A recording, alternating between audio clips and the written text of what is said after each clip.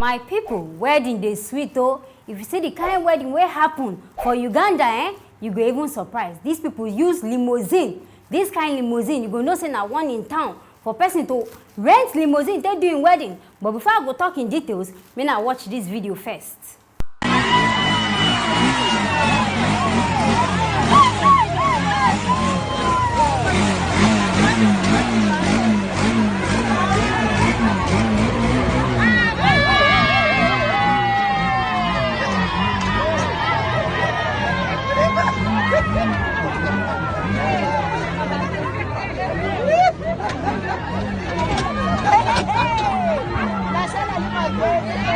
When I don't see this limousine, this one a plastic limousine. The man go buy keg, go dey take fresh water, come attach tractor to am. This man supposed be electrician, be one kind person wey sabi build, because for you to use tractor, come use all this container, they merge all these things together. You don't really try. Now this one they supposed call bridal train, because this one involve the train inside. Because the tractor even get tire. These tires where they build, he get tire, he get door. Then the women even sit down comfortably. They don't even complain. They don't even they shake. The men self sit down. The one way even shock me pass if now one man will sit down for back. The man don't even come this life, can't kill himself. He hold cigar, they smoke for the back. Inside this limousine container, sit down inside, balance, they smoke, they enjoy in life. I say, hey, people they do things. Uganda people, wait, I don't understand.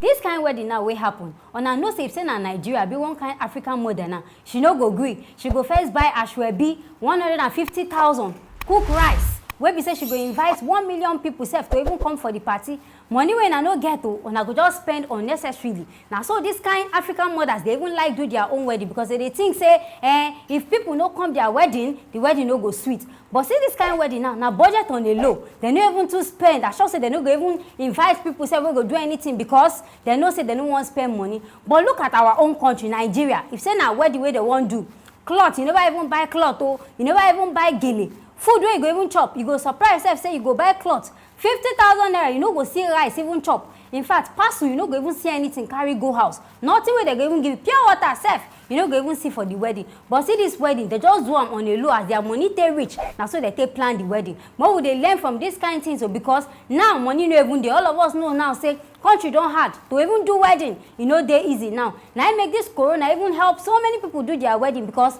now as they don't say lockdown day, people just there they go do their wedding quietly. No noise, no problem. You no go even need to rent wedding gown. Go give tailor one kind small money. Make the tailor just sew one kind Maria Amaka gown for you. Make you and your husband go. One man self, they ain't do wedding. Now jeans even where they doing wedding. All these kind of things they go on because say lockdown day, and people know they too even come out. They don't restrict people. Say now only 50 people feel come the party. So as it be like this now, to minimize cost go even good. So make we they follow this kind of step. For me, I like this kind of way this man do. But though I know if you enter inside that bar, say now waiting I want you to stay do my wedding. You see, make I go sit down comfortably inside that kind of thing. Say now the motor where I go use where motor deal. Motor no scarce so, but it dey okay, sha, because I know say maybe they try minimize cost. But as far as say the wife no complain, the mama no complain, everybody dey okay. The man self look and say okay. Now wetin we like, now wetin we want to do, this one self na new trend. We go surprise self say soon another person self go say okay, me self I will even use another thing self to do my wedding. Now so trends they come, new things now they come out every day. So as this story day like this, me I really like them. I like and say they know to spend their money,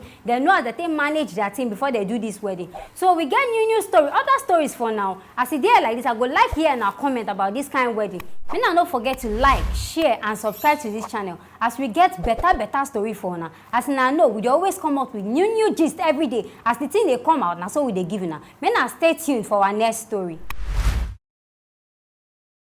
My people, wahala be like bicycle. The kind news what I get for now today, and I go even surprised of the kind planning where some people get plans for their head. Now I get one man, one big Islamic man, whether they call him Sheikh Goni Ali Agabachia. This man only you, all this kind of name now you gather. How person when we take pronounce your name? But sorry, I don't pronounce them anyway. So this man they plan do one big wedding for all in children. All of them, oh, that means make a pack on a problem and go come up from my house. And they wonder because why you go and sell all your children in one day?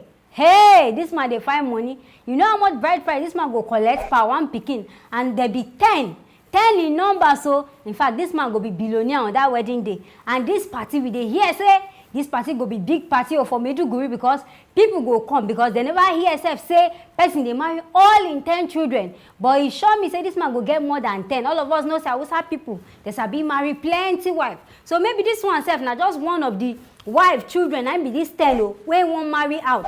Now all these people they wan do this wedding on the same day. The same day na they plan to do this wedding for all of them. In fact, this man a wedding planner.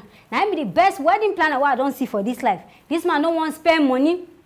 Whereas when I go suppose chop 10 times, he want make everybody chop am for one day. Now no go chop this rice too much. One day is enough for everybody to drink and marry. Now so he want to plan this wedding. And this plan, and not be saying they even decide say okay, oh, you go do your own for probably morning, you go do your own for afternoon. Everything one time, everybody as they do am, carry your problem, come out from my house. Now so they do am. This one a pure giveaway. When papa they give away all in children because they're too much. At least pity them now, marry them two. Maybe this month you do 2 weddings for some. Those ones go. Another 2 months you do, at least you go know say money go dey flow as you won't turn them to do business. You go know say money go dey flow every month for you. But this one now, today, every day, this 10 days, like every day, everybody they come out for this 10 days party where you want to do. Everybody they come out for this party where you want to do for them. Every pikin they come out. Now the problem now, all these children we don't even come know self. Maybe now they are even win, now they are will to marry. Because most of us know say some of these weddings self, not be their plan. They go just go find one kind old man to marry for them, to just come out from the house. If he be say then these children self, they're not even ready, but the man don't look and say, okay, you don't already take for my house. And some of us self know say some of these men who won't marry these children. Now then they sponsor these children from small, now then go your primary school education, secondary school education. Now these people now go pay for all your school fees before you go come and go say, okay, I won't marry. So maybe not the case, but this man an Islamic man, and he suppose know say, and for their religion self, e dey wey be say you fit marry at any age and at any time, as long as say you don't dey prepared and you get the money to take care of these people, then you are fine and free. So this man now they prepare say for June. Big party day, make all of us they prepare. Make I go even go buy my own Asoebi and shoe because this party go be one kind serious party for the whole of Maiduguri. The kind people self will go come because this man an Islamic man. So you go know say all these kind people now big people now church people will carry Muslim tradition for heart. They go there plenty. Make all of us go they prepare, tie our gele well because this party it go sweet. I hear say rice go plenty, drink go plenty. When I even carry poly bag self when I go even use stay pack food go house. As they talk say if you go all this kind of party, suppose prepare because this kind of party now big party. So as we dey bring this kind of story for now, may not forget sef say we get better story for now. May not forget to like, share and subscribe to this channel as we get better story for now every day. May not stay tuned for our next story.